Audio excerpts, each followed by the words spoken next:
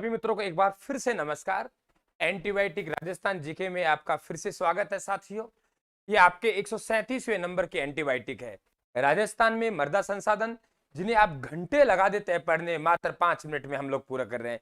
तो एंटीबायोटिक आपको एग्जाम से पहले मिलती रहे और अगर एंटीबायोटिक के रूप में पूरी सीरीज मिल जाए, मजा आ जाए। 2-2, 3-3 घंटे के हम क्लासों को मात्र 5-5 मिनट में पढ़ रहे हैं साथियों।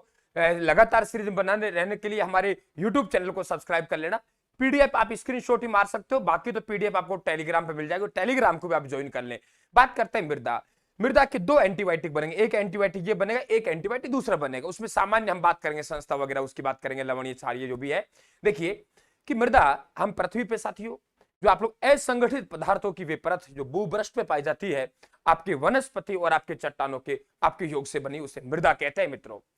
मृदा की हम बात करें कि आपके राजस्थान में देख रहे हो, राजस्थान में सबसे ज्यादा कौन सी मृदा मिलती है? सबसे ज्यादा देखिए ये जो मैंने व्हाइट व्हाइट सा देख रखा है इधर, ये नहीं, ये वाला नहीं, ये तो अलग है, ठीक है। ये तो मैंने मोटा मोटा आइडिया लिया है। ये आपके रेतीली या मरुस्थलीय मिट्टी, रेतीली या मरुस्थलीय मिट्टी राजस्थान के आपके सर्वाधिक क्षेत्र में पाई जाती है। बात आती है दूसरी कि इसमें मिट्टी के कण मोटे होते हैं। मित्रों जहां मिट्टी के कण आपके छोटे होते हैं वहां आपके जल धारण क्षमता ज्यादा होती है और मिट्टी आपके टाइट होती है और स्थायी होती है। जहां आप लोगों के मिट्टी के कण मोटे होते हैं वहां जल धारण क्षमता कम होती है, तो वे मिट्टी आपके अनुपजाऊ होती है। ये कहानी है। देखिए इसको तुलना कीजिए कि आपके मिट्टी के कण क्या होते हैं? मोटे होते हैं, तो सीधी सी बात है अनुपजाऊ हो गई।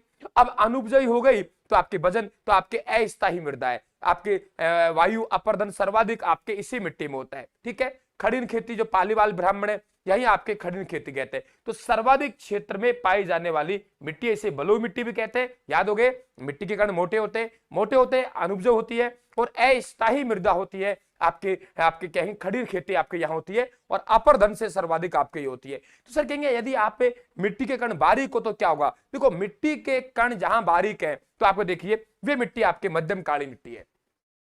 मध्यम काली मिट्टी आपके ये इलाके मिलेगी। देखिए ये देखिए आप लोग कोटा संभाग पूरा पूरा है, यहां मध्यम काली मिट्टी मिलेगी और इसे रेंगुर मिट्टी कहते हैं। इसे कई बार पूछता है रेंगुर मिट्टी के नाम से कौन सी मिट्टी जानी जाती है, तो मध्यम काली मिट्टी है, इसे रेंगुर मिट्टी भी कहते हैं।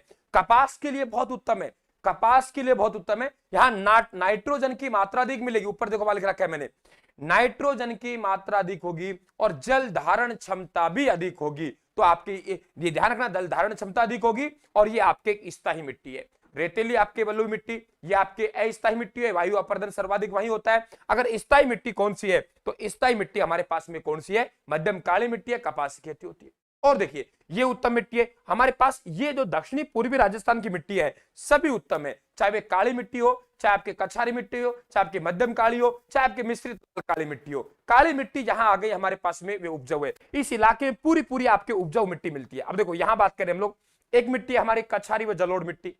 अब कछारी या जलोढ़ मिट्टी भी अच्छी है। ये कहां मिलती है? आपके श्री गंगानगर हनुमानगढ़ कुछ भाग आ जाएगा। इधर देखिए आप भरतपुर अलवर का भाग आ जाएगा। यहां देखिए आपके बनास बेसिन आ जाएगा। अब बनास बेसिन का मतलब यहाँ आपके कुछ आपके टोक है, दौसा है, ये पूरा भाग आ जाएगा। आसपास वाला मोटा मोटा ध्यान रखना है। बनास बेसिन आ जाएगा, अलवर भरतपुर जयपुर कुछ इलाका आ जाएगा, इधर गंगानगर हनुमानगढ़ आ जाएगा। यहाँ हमारे आपके कछारी या जलोढ़ मिट्टी मिलती है। मित्रों आपके सर्वाधिक उपजाऊ मिट्टी है ये। आपकी नाइट्रोजन की मात्रा अच्छी मिलती है, नाइट्रोजन की मात्रा अच्छी मिलती है। देखो यहाँ भी हमारी मध्यम काली भी अच्छी मिट्टी है, कपास के लिए है। और यहां तो आपके गेहूं वगैरह जो भी है, सरसों वगैरह उनके लिए अच्छी है। तो आपके जायद ये देखेंगे हम लोग, तो आपके बात करें मित्रों हम लोग ये आपके नीचे वाले में, ठीक है, ये नीचे वाले में ध्यान रखना, ये यहाँ है आप लोगों के, ठीक है। तो आपके कछारी या जलोढ़ मिट्टी नाइट्रोजन की अधिकता है और आप लोगों के सर्वाधिक उपजाऊ मिट्टी है। बात समझ गए? अब बात करते हैं, देखो नीचे और आते हैं, तो ये हमारी मध्यम काली मिट्टी होगी। एक मिश्रित लाल व काली मिट्टी। अब देखो मिश्रित लाल काली मिट्टी कहां मिल गई? हमारे पास मिश्रित लाल काली मिट्टी मिलेगी आपके, देखो प्रतापगढ़ है, चित्तौड़गढ़ है, भीलवाड़ा। प्रतापगढ़, चित्तौड़गढ़, भीलवाड़ा के आसपास का ये भाग है, यह हमारे मिश्रित काली मिट्टी मिलती है। और देखो यहां आपके नीचे देखेंगे तो आप गौर से समझिए, थोड़ा समझ में, ये लंबी क्लास नहीं है, 3 घंटे की जो मिट्टी है रटा दे, इसमें समझना है क्योंकि एंटीबायोटिक है, सोरठ में क्लास है, सोरठ में बात करनी पड़ रही है। यहाँ नीचे आपका मालवा का पठार है, नीचे मालवा का पठार है, ऊपर अरावली पर्वतमाला है। तो अरावली पर्वतमाला और मालवा के पठार से मिश्रित आपके जो मिट्टी है उसे हमने क्या कहा है? मिश्रित लाल काली मिट्टी का है। तो देखो यहाँ आपके कपास खूब होती है, मध्यम काली मिट्टी है तो कपास के लिए स्पेशल जानी जाती है, ठीक है। और यहाँ देखिए कि आपके मिश्रित लाल व काली मिट्टी है, कपास तो है, लेकिन यहाँ मक्का की खेती भी की जाती है। आपसे कहें अरावली और मालवा के पठार के, तो मिट्टी आप दोनों की मिश्रित से मिट्टी बनेगी, वे आपकी कौन सी होगी? मिश्रित लाल काली मिट्टी। क्या विशेषता है? मक्का खेती। वैसे मक्का खेती आपके लाल मिट्टी में होती है, लाल लोमी जहां आए वहां लाल आते ही आपकी मक्का की, काली आए कपास की, काली आए कपास की, लाल आए मक्का की, ये कोड वर्ड है। देखिए लाल मिट्टी का रंग कैसे होता है? उसमें आपके लोह तत्वों की अधिकता होती है, लोहा तत्वों की अधिकता होती है, और कम वर्षा में भी अच्छी फसल हो जाती है। वर्षा कम होगी, कम वर्षा में भी अच्छी फसल हो जाती है। ये आपके लाल लोमी मिट्टी की विशेषता है, और कायांतरित चट्टानों से बनी हुई है। क्लियर? तो आपके लोह तत्वों की अधिकता का रंग आपका लाल होगा, प्लस में आपकी मक्का खेती के लिए बहुत उत्तम है। काली मिट्टी है आपके कपास के लिए बहुत उत्तम है। और ये देखिए आपके मध्यम काली मिट्टी, मसाले खूब होते हैं यहाँ पे, धनिया वगैरह वगैरह, तो यहाँ आपकी इसी होता है। अब देखिए पीली और लाल मिट्टी, ज्यादा जानने का नाम है, लोहा अक्सर तो पाएगा, तो पीली और लाल मिट्टी, लाल पीली मिट्टी कहेंगे इसको। यह कहां मिलती है? आपको देखिए टोक है, भीलवाड़ा है, आपके सवाई माधोपुर, इस इलाके में आपके लाल पीली मिट्टी मिलती है, जो नीस शिष्ट और ग्रेनाइट चट्टानों से बना आपके लोहा ऑक्साइड है। ठीक है भाई, ओके। अब हमारे पास क्या बची? हमारे पास बची भूरी रेतीली मिट्टी। भूरी रेतीली मिट्टी को हम दूसर या सिरोजम मिट्टी भी कहते हैं। मित्रों यहाँ आपके देखो चूरू है, सीकर है, आपका नागौर है, इस भाग में मिट्टी मिलेगी भूरी रेतीली मिट्टी, और इसमें चूने की परतें पाई जाती है, काफी गहराई तक चूने की परतें पाई जाती है, और चूने की परतें पाई जाती है उसे कहते हैं हार्ड पैन। क्या कहते हैं?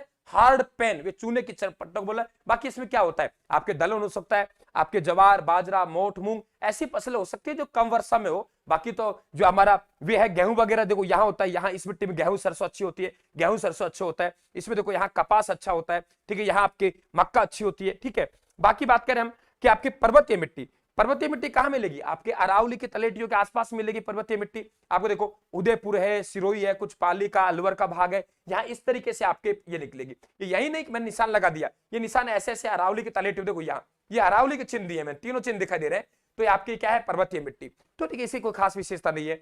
आपके लवणीय मिट्टी, एक आपकी अनुपजु मिट्टी है, और इसमें सोडियम क्लोराइड की मात्रा अधिक पाते हैं। कारण क्या है कि आपके यहाँ कच्छ का रन मिलता है, और कच्छ के रन से जब पवनें चलती हैं तो कच्छ का रन आपका खारापन है, तो वे खारापन को यहाँ लाके डाल देती है, खारापन को यहाँ लाकर डाल देती है। तो लवणीय मिट्टी आपके सोडियम क्लोराइड की मात्रा अधिक मिलेगी, और ये एक आपके अनुपजो मिट्टी है, विशेषकर तिल वगैरह की यहाँ खेती हो जाती है। ये आपके जो आपके रेतीली या मरुस्थली मिट्टी है, ठीक है, जिसे हम बलुई मिट्टी भी कहते हैं, इसे तीन भागों में बांटा है मूलतः।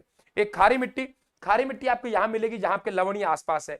एक लाल रेतीली मिट्टी, मध्यम मरुस्थलीय इलाके में आपको लाल रेतीली मिट्टी मिलेगी, और पीली भूरी रेतीली मिट्टी आपके यहां मिलेगी नागौर के आसपास, चूरू के आसपास। और चूरू में आपके चूने की परतें, तो ही तो आपके गर्मियों में खूब गर्म होता है चूरू, और ठंडाई में आपके सर्दियों में ठंडा हो जाता है। राजस्थान का सबसे गर्म जिला चूरू, सबसे ठंडा जिला चूरू। अधिकतम तापमान चूरू में वर्ष में, और साल में सबसे कम तापमान आपके चूरू में। तो आपके वार्षिक तापांतर वाला सर्वाधिक जो वार्षिक तापांतर वाला जिला है वे कौन सा है? चूरू। हाँ, दैनिक तापांतर, ये आपकी रेतीली मिट्टी है। यहाँ जैसलमेर के इलाका है, तो ये रेतीली मिट्टी क्या है कि आप लोगों के दिन में खूब गर्म हो जाती है, और रात को क्या होती है आपके? ठंडी हो जाती है। तो दिन में तो खूब टेम्परेचर है, रात को टेम्परेचर डाउन हो गया, ये होता है दैनिक तापांतर। तो राजस्थान में सर्वाधिक दैनिक तापांतर इस मिट्टी के कारण जैसलमेर में मिलता है, और सर्वाधिक आपके वार्षिक तापांतर चूने की परतों के कारण आपके यहां मिलता है। ये सब बातें आपको, और न्यूनतम दैनिक और न्यूनतम वार्षिक तापांतर आपके डूंगरपुर में मिलता है। तो अब आपसे ये सवाल बना, एक एंटीबायोटिक और मिलेगी आपको मिट्टियों से। चैनल को सब्सक्राइब जरूर कर लेना, आप घंटी के निशान दबा देना, और टेलीग्राम को जरूर ज्वाइन कर लेना, ताकि लगातार आपको पीडीएफ मिलती रहे। पीडीएफ डाल रहे, घंटे 2 घंटे देरी डल सकती है, पीडीएफ लगातार आ रही। जो साथी स्क्रीनशॉट लेना चाहे स्क्रीनशॉट ले लो, सीरीज में लगातार बने रहना। दूसरा और आएंगे, उसमें मिट्टियों की हम और बात करेंगे, अम्लीय, क्षारीय, लवणीय, जो बात करेंगे, मात्रा क्या है उसमें हम बात करेंगे। राम राम साहब, धन्यवाद।